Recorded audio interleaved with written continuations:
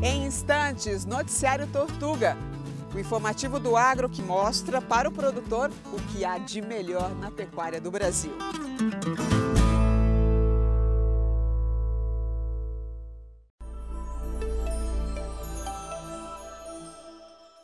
Olá a todos! O Noticiário Tortuga destaca hoje a importância das boas práticas na hora de coletar amostras da produção das ordenhas e também do equilíbrio nutricional de éguas gestantes.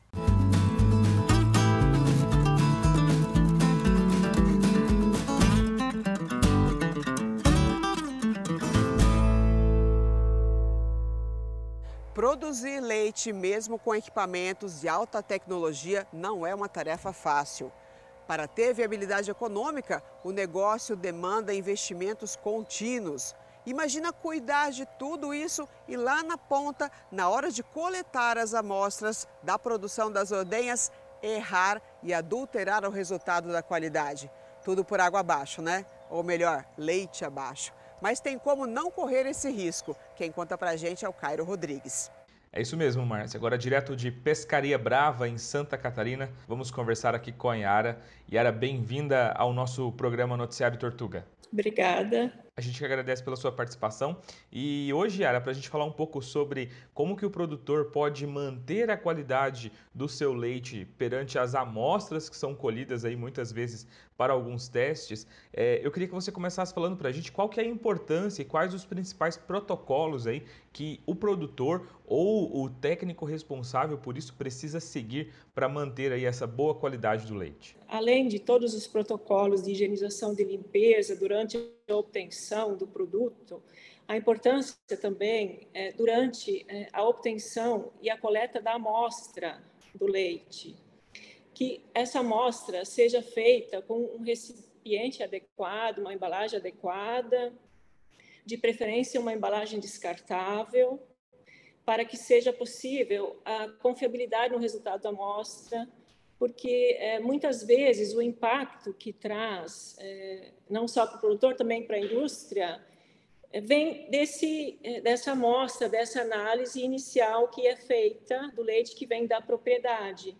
Então, da importância de utilizar um frasco descartável, né, para ter a confiabilidade e um resultado fidedigno. Quais são aí os maiores problemas que o produtor pode ter quando ele não segue esses protocolos? Principalmente, ele pode receber alguma notificação da indústria a qual ele entrega o seu produto, de que está com algum tipo de problema baseado nessa análise realizada através de um frasco não adequado.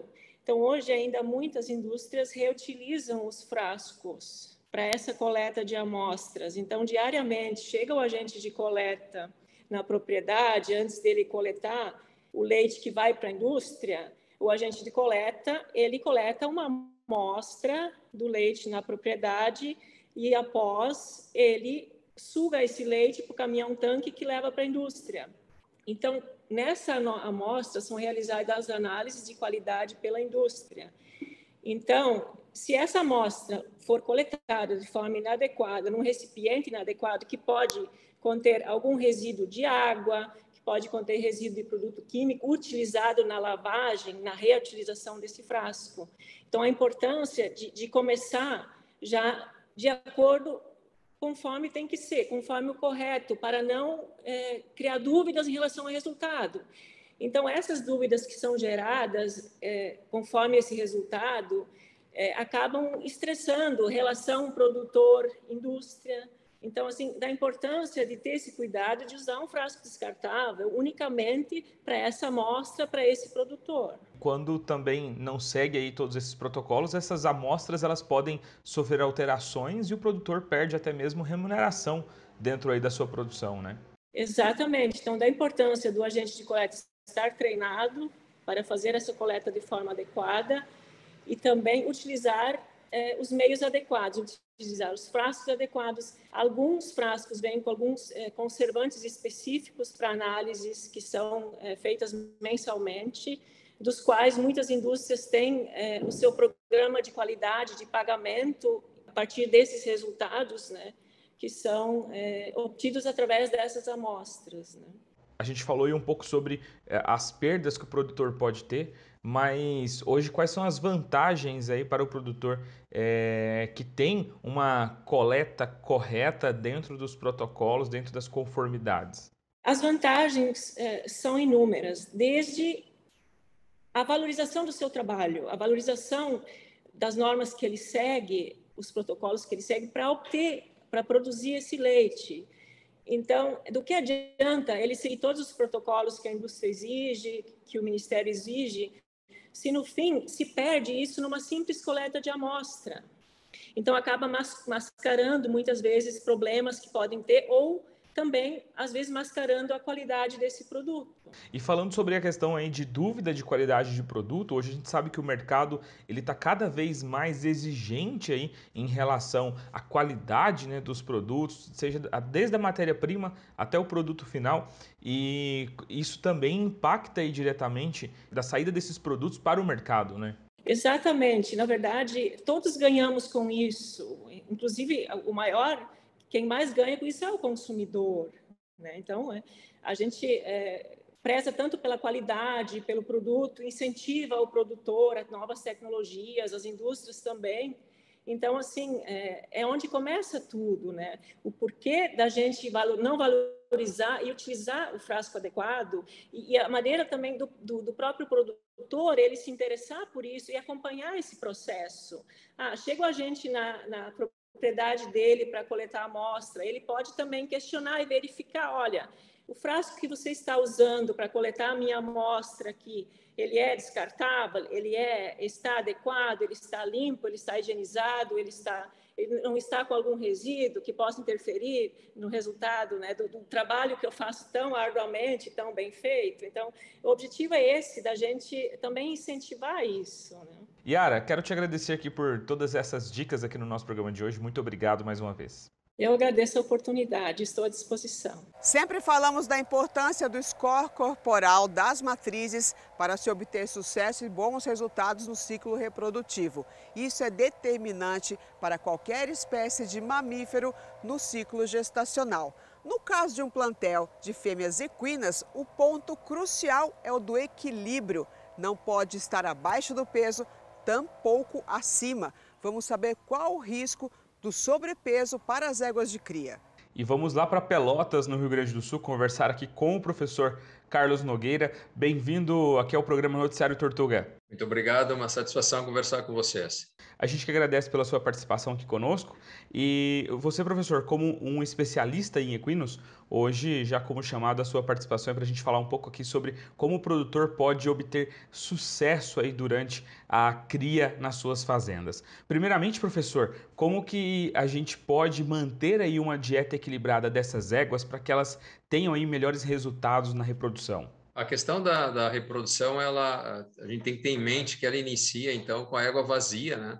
Todo cuidado com a égua, então, que é organizada já no programa de reprodução, seja ela uma doadora, seja uma receptora, a gente tem que ter um cuidado fundamental com a boa dieta, né? Então, quando se fala em boa dieta, pode ser um termo extremamente vago, mas a gente está falando de uma dieta adequada, com os níveis de energia corretos, com a mineralização correta. Esses animais têm que receber sal mineral e um aporte proteico também dentro do equilíbrio. Ainda nessa fase, a gente está pensando num aporte proteico de manutenção.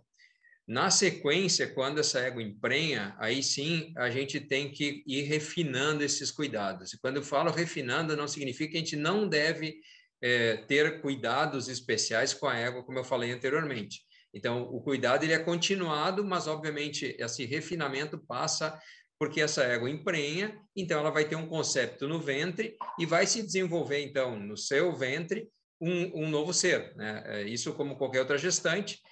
E a égua sofre, da mesma forma que outras gestantes, a gente conhece isso em várias espécies, inclusive na humana, uma influência importantíssima, né, sobre o seu feto. Ou seja, a égua influencia o desenvolvimento do seu feto quanto a várias questões nas carências alimentares e nos excessos alimentares, inclusive nos estresses. Então, a gente precisa ter nessa gestante, desde a sua fase muito inicial, um cuidado com o manejo, o cuidado com a alimentação adequada, para que a gente tenha nesse desenvolvimento nenhum excesso e tampouco a carência.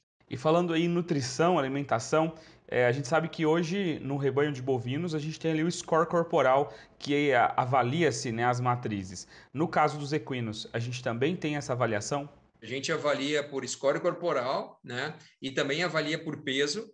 E à medida do possível a gente treina, e isso é uma indicação, né, que a gente treine os nossos colaboradores e pessoas que estão todo dia em contato com o cavalo, nesse caso específico as éguas, que eles tenham um treinamento para observar se essas éguas estão perdendo peso através do score corporal, né? Geralmente a gente usa um score de 1 a 9 numa escala clássica aí do professor Henning, que foi estabelecida há muito tempo, em que a gente tem uma égua ideal, um cavalo ideal na faixa dos 6, né? Que seria, fazendo um paralelo ao bovino, no score de 1 a 5 no 3, no 2,5 para 3. Então, nos interessa ter a égua com cobertura muscular, mas sem excesso de gordura. Isso é fundamental que se entenda.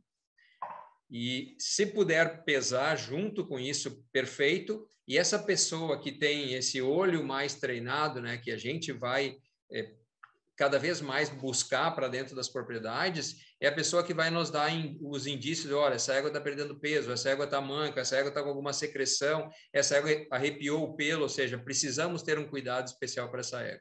E quais são os perigos aí para os potros que nascem aí de éguas com deficiência nesse score corporal? Ou estão muito magras ou estão até mesmo obesas? A gente nos dois extremos tem problemas, né? Muitas vezes as éguas acabam perdendo a gestação, então em reabsorções, em abortos por deficiência alimentar, né? Isso é muito comum. Alguns potros nascem muito aquém do peso, a placentação da égua não se faz da forma adequada. E no outro extremo a gente também tem problema. Então, muitas vezes o pessoal tem aquele conceito, quanto mais gordo, melhor, o cavalo bonito é o cavalo gordo. Não, isso é um ledo engano. Para as raças brasileiras isso é mais perigoso ainda. Então, no cavalo crioulo, nosso exemplo aqui no Rio Grande do Sul, no manga larga, a gente tem exemplos muito sérios de animais que têm sobrepeso. E essas éguas muitas vezes foram potrancas que participaram de competições, tiveram uma dieta de superalimentação, passaram então pela fase de competição e mantiveram essa superalimentação, mantendo esse excesso de peso. Geralmente essas são éguas que têm problema na gestação e podem produzir potros aquém do peso, ou então, além disso, às vezes a gente observa os potros que já nascem com degeneração no seu sistema musculoesquelético. Então, a gente compromete a vida atlética desse potrinho lá dentro do útero da égua. Então, a gente tem que ter bastante cuidado com essa base lógica da alimentação, que se observa pelo peso, pelo score corporal, pela dieta adequada, porque nem sempre, né, só isso é o suficiente. Então, a gente tem que ter o nível energético, nível proteico e a suplementação mineral como, né, excelência aí numa dieta controlada para esses animais durante toda a gestação. E nós vamos chegar numa fase lá no final em que a égua começa a preparar o parto e que a gente tem que ter bastante cuidado porque ela vai começar, então, a preparar a lactação, né, que é a fase de início da criação do potrinho.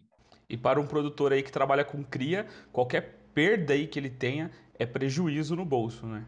Exatamente. E essa é uma perda muitas vezes dolorosa, né? Porque a gente escolhe a melhor égua, seleciona o garanhão e tu tem um sonho, né, de ter um potro que vai ser provavelmente o representante da tua cabanha, da tua propriedade. Vai ter uma gestação aí de praticamente 11 meses.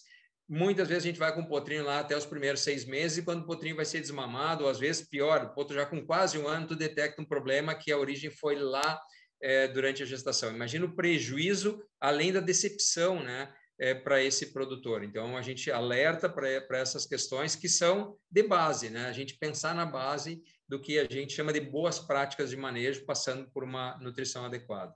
Professor Carlos, obrigado por todas essas orientações aqui no nosso programa de hoje. Eu agradeço. Forte abraço a todos, fiquem bem. Você pode participar do noticiário Tortuga. Mande perguntas, depoimentos e sugestões para o telefone da produção do programa, que é código 11, número 993821999. Você também pode mandar para a gente vídeos gravados na fazenda, contando sobre os resultados dos produtos da marca Tortuga com o gado ou com a tropa. Use o seu telefone deitado para a imagem ficar na horizontal e mande para o mesmo número da produção que eu já anunciei.